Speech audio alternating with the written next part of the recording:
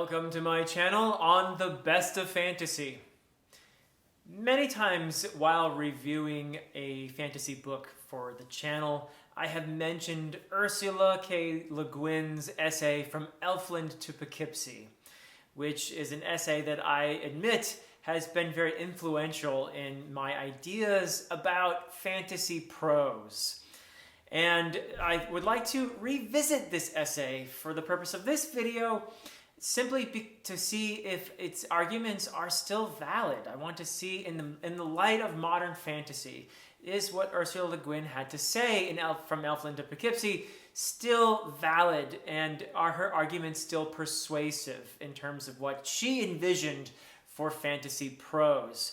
And partly I'm doing this because I have many times been reading some fairly modern fantasy books and been jarred by the experience of reading a story set in a world that is different from ours, but reading prose, particularly dialogue, that feels like it could be spoken by my neighbors or somebody at the gas station down the street, or you get the idea. So I think of Ursula Le Guin anytime that happens to me, and so maybe I'm wrong. Maybe I'm in the minority on this. So this is something I'm interested in discussing, and I'd love to hear your opinions about as well in the comments. This is, I think, something that is very near and dear to me, the subject of fantasy prose. I often feel like people tune out a little bit when people talk about prose, and yet you can't have any books without prose. So it's actually so fundamentally part of the nature of the experience of storytelling in books that I don't think it's something we should just ignore. So it's something we should be talking about and celebrating and investigating and exploring on BookTube. So I think Le Guin's essay is a marvelous starting point. So I'd like to just start by, well, the title itself says a lot, From Elfland to Poughkeepsie. Elfland being pretty much what Tolkien talked about when he said fairy in his essay on fairy stories, which is, by the way, another essay that I highly recommend you check out. Tolkien's essay on fairy stories is still very relevant in my opinion. But yes, Elfland, fairy, that other realm of magic and creatures and the beyond and all of that, where the sublime is much more likely to occur. So yes, I think that it is importantly different from the mundane world that we experience all around us. That distinction is important, and that is captured by From Elfland to Poughkeepsie. Poughkeepsie being standing in for the mundane. Nothing against Poughkeepsie. I'm sure it's a great place, but it stands in this case for the mundane. It stands for, by the way, if you don't know, Poughkeepsie is a town in upstate New York. I go by it all the time on the highway on my way back to Vermont. But nevertheless, it stands for the everyday, the mundane, and that sort of thing. And there are stories, by the way, that are set, many stories these days, probably more than fantasy stories, that are set in the mundane. We call it realism, although there are problems with that term as well, but I won't get lost in that for now. So I think it's important, this distinction, Elfland, Poughkeepsie. So with that distinction in mind, let's go into what Le Guin actually means in her own words about Elfland. I wanted to quote from her essay just a little bit here so you have an idea what fantasy can do. So fantasy is a different approach to reality. I'm quoting now, this is from her essay. An alternative technique for apprehending and coping with existence. I think these are beautiful words. Continuing with the quote, it is not anti-rational, but para-rational. Not realistic, but surrealistic, super-realistic. A heightening of reality. So in other words, fantasy is not irrelevant to our world. In fact, there are certain truths, experiences that you can convey in fantasy more effectively, perhaps, than in realism. So, heightening of reality. Back to the quote. In Freud's terminology, it employs primary, not secondary process thinking. It employs archetypes, which Jung warned us are dangerous things. Dragons are more dangerous and a good deal commoner than bears. Fantasy is nearer to poetry, to mysticism, and to insanity than naturalistic fiction is. It is a real wilderness, and those who go there should not feel too safe. And their guides, the writers of fantasy, should take their responsibilities seriously. So there are several wonderful things I think that I agree with in this particular passage, the notion that you can convey important things in fantasy that are not only relevant to real life, but important for us to struggle through. And the fantasy can actually be a wonderful vehicle for struggling with those important things. I also agree very much, I think it's beautiful when she says fantasy is nearer to poetry, to mysticism, and to insanity.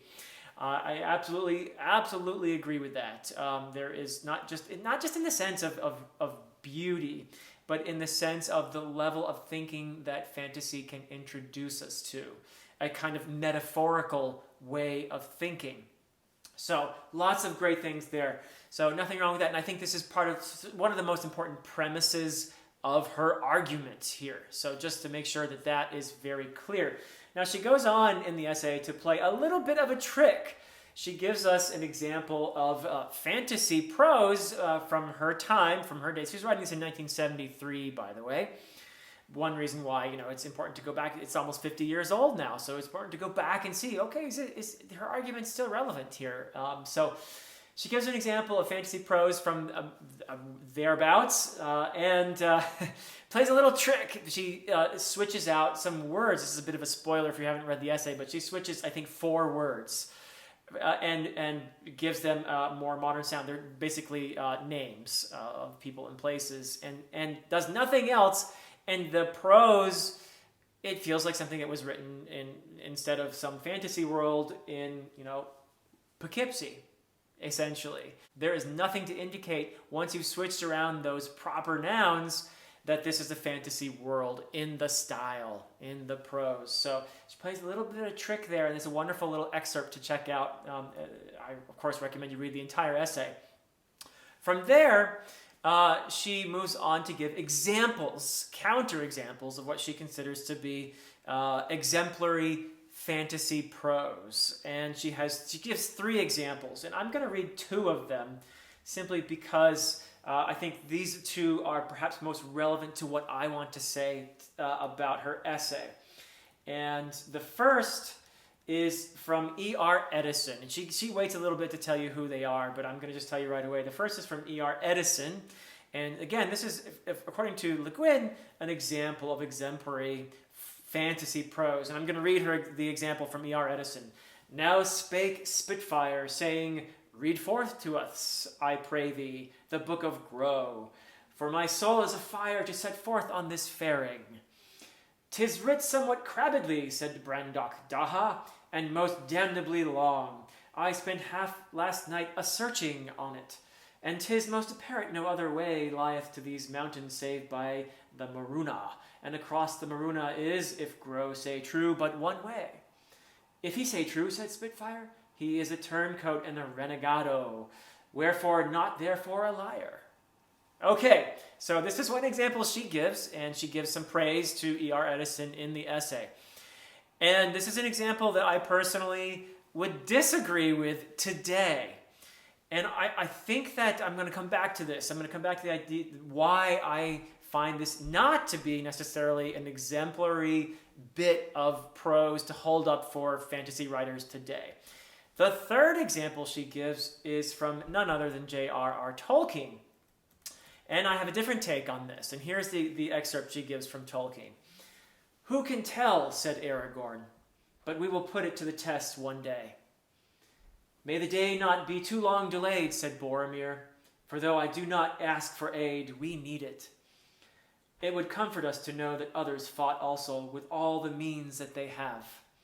Then be comforted, said Elrond.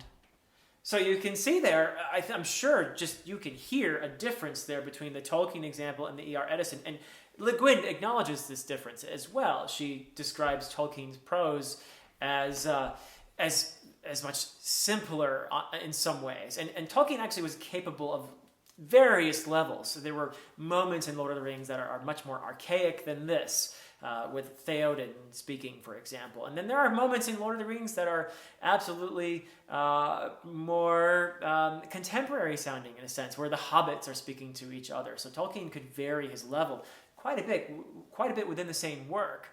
But the fundamental point, and Le Guin acknowledges this, is that Tolkien's prose is written in a more simple way than Edison's.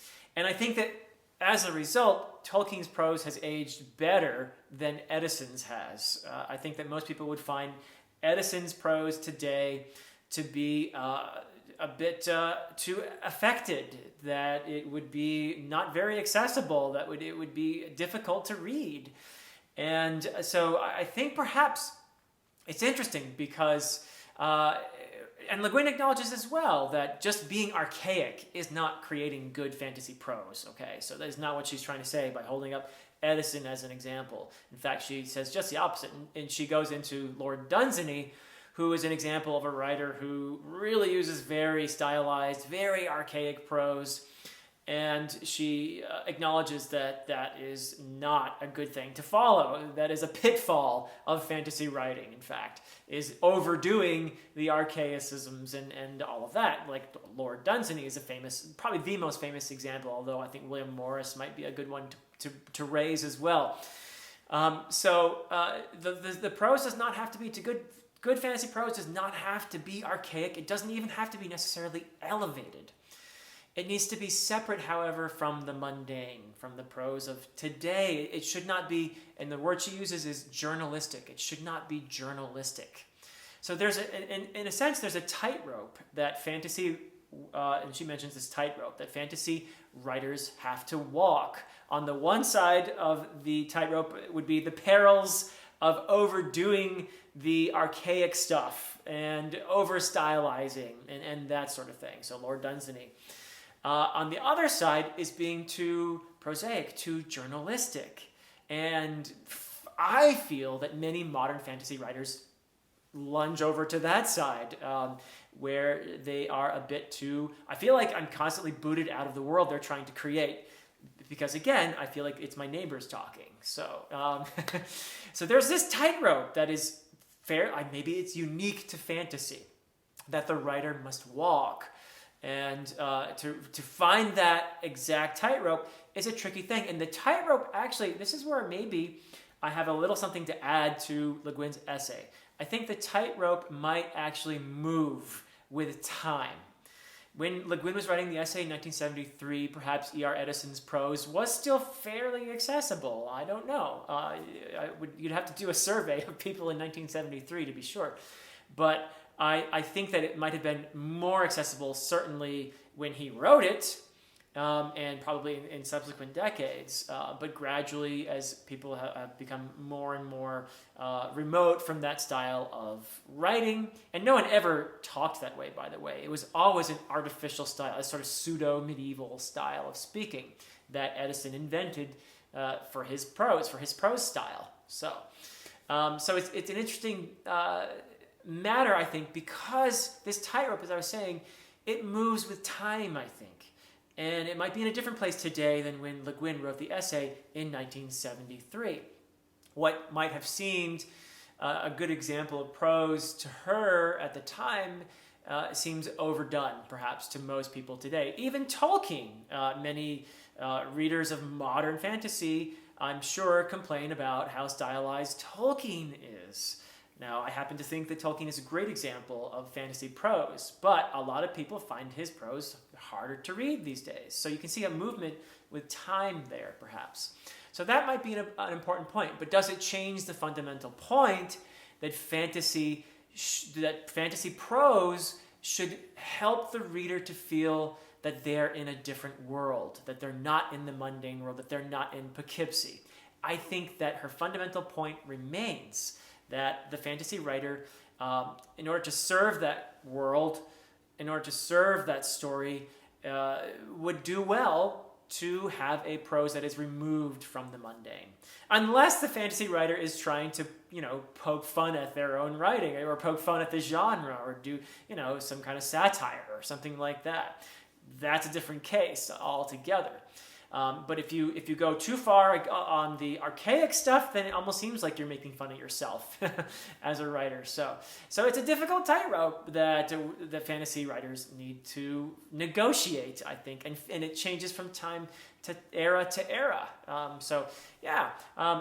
And I think that fundamentally, though, Le Guin is still right. And I want to move on to a couple more passages that I think are very important in terms of her argument and in terms of the importance of style, particularly to fantasy. So, because style is, as I was saying before, it's a fundamental part of the story experience. So, and the prose. So, what she has to say on this, I think, is actually very well said. So, I'll let her say it in her very own words here. Many readers, many critics, and most editors speak of style as if it were an ingredient of a book, like the sugar in a cake, or something added onto the book like the frosting on the cake. The style, of course, is the book, and that word is italicized. So the style is the book. If you remove the cake, all you have left is a recipe. If you remove the style, all you have left is a synopsis of the plot. So in that way, it is very similar to poetry. You can take a poem and write it out in prose, and it might mean exactly the same thing, but you have lost the poetry. And I think she makes an excellent point here about fantasy being similar in that manner, going back to her point earlier that fantasy is more like poetry in some ways.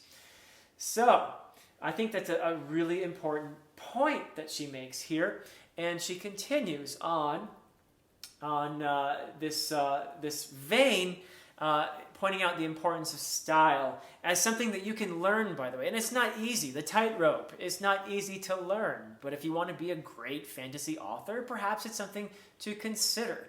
Unless you're writing, again, satire or perhaps urban fantasy. Now, one thing I haven't touched on is that Le Guin is talking about epic fantasy, really, for the most part here. We have lots, and one flaw or one way in which her argument perhaps needs to be, I would say, modified a bit, is that fantasy today is much more diverse than when she was writing it.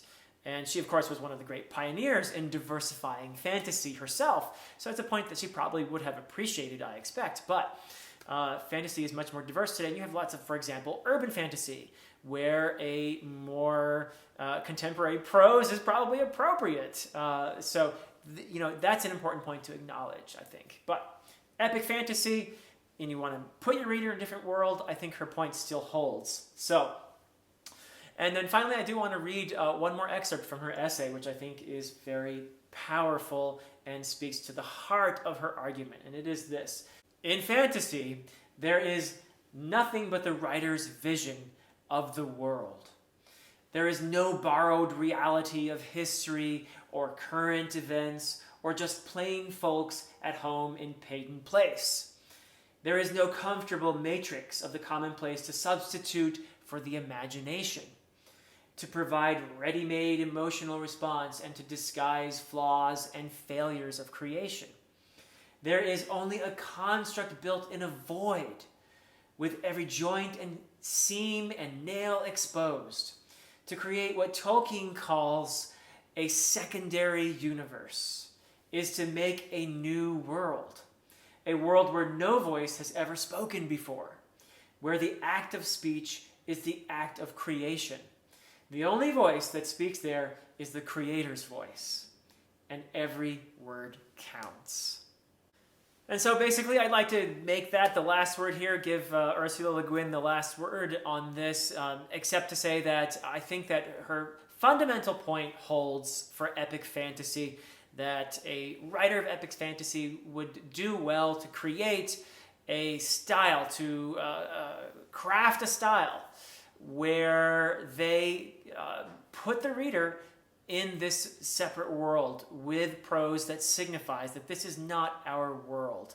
The only modifications I would make personally to her argument is to acknowledge that the tightrope that she talks about can change with time, from era to era and the dictates of style, but that the fundamental point remains that the fantasy writer needs to create something removed from the everyday.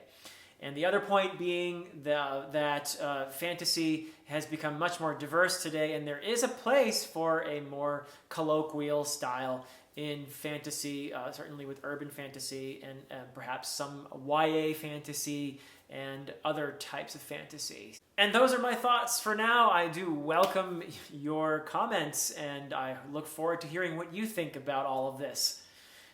Until next time.